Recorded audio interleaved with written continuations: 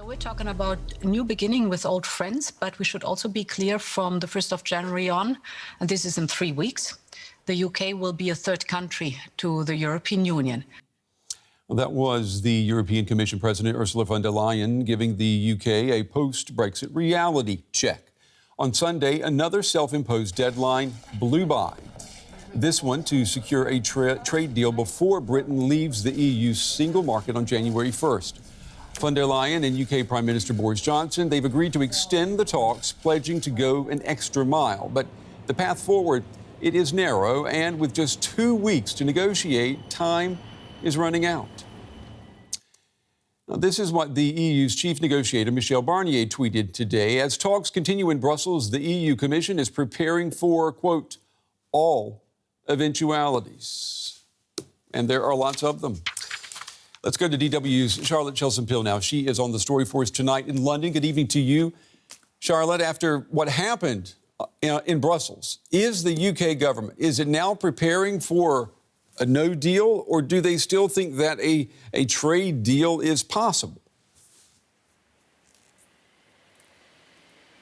Well, Brent, up until yesterday when we heard that deadline was missed and the negotiations are set to continue, the talk coming from both sides was that no deal was looking like the very likely outcome of these negotiations. Then, though, Ursula von der Leyen, who we heard just there from the EU Commission, put out a statement saying talks would continue. She said that they had been constructive and that they had been useful, buoying hopes for many who are hoping for a deal to be the outcome of these negotiations. But as has happened so many times, Brent, then Boris Johnson, the Prime Minister here, came out with his own statement, pouring a little bit of cold water on that. He said just yesterday, in his own words, well, if Ursula von der Leyen is optimistic, then that's great. But there are still big gaps on several key issues. And Brent, they're the key issues that have been plaguing these talks for so many weeks now. The issue of EU fishing, access to UK waters, the so-called level playing field. That's the issue of competition between EU and UK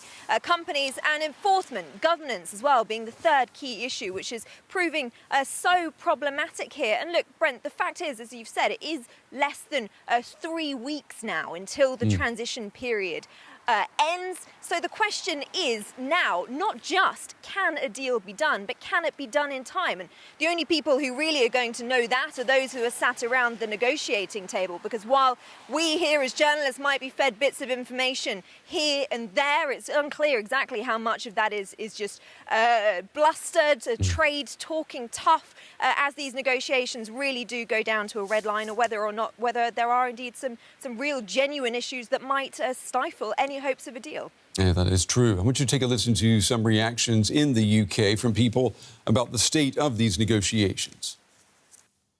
To extend it is wasting time, really. I don't think they're going to come to any kind of agreement. I'm not sure I'm that optimistic, but I'm hoping we get a deal. I'll be very disappointed if we don't. Very, very disappointed. They can't be bullying us around and forcing us into something that makes us a client state of the EU. All too late, isn't it? 4 years. We're down to the last hours. I can't believe they've had 4 years to sort this out and we're still, he's still in this position. It's a shambles, really.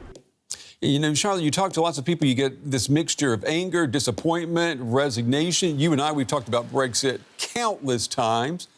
What's your take?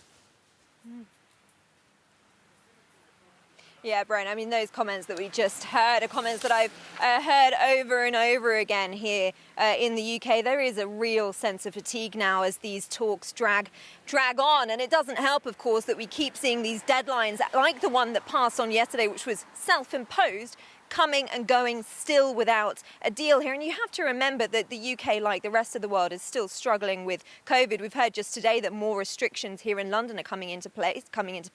A lot of people really do have a wait and see approach now. They'll start to pay attention again when they know whether or not there is or isn't going to be a deal. But for so many people who have businesses, who have dealings with the European Union, they don't have the luxury of wait and see. And there is some real anger among business groups groups, farming unions, who say that there are just days now until the transition period ends, and they still don't know exactly what they're preparing for. Now, the government line for weeks has been, well, there are going to be changes either way. But if you talk to farmers in the agriculture industry, the automobile, the car industry, they're saying, well, you know what? If no deal does materialise, that is going to be incredibly disruptive. So real concerns here, particularly when the UK is facing so much damage in the economy from the coronavirus. Yeah, and Charlotte, some would say that this is exactly what Boris Johnson always wanted, running down the clock with the EU against the wall. I mean, what are the possible calculations at this point? Well, from a lot that I've been reading from the EU side, that's exactly what they would love to know, exactly what Boris Johnson hopes to achieve wants privately. Publicly, though, his line for a long time has been that the UK would prefer to have a deal, but not at any cost. He also repeated just yesterday that the UK would do very, very well, his words, with or without a deal. So what he thinks privately is still a little bit unknown. There are certainly many within his party who would sleep easy at the idea of a no deal materialising. What happens, though, we will just have days to find that out, the transition period ending December 31st. That is right. Time is ticking away. DW's Charlotte Chelsom-Pillow on the story for us tonight in London. As always, Charlotte, thank you.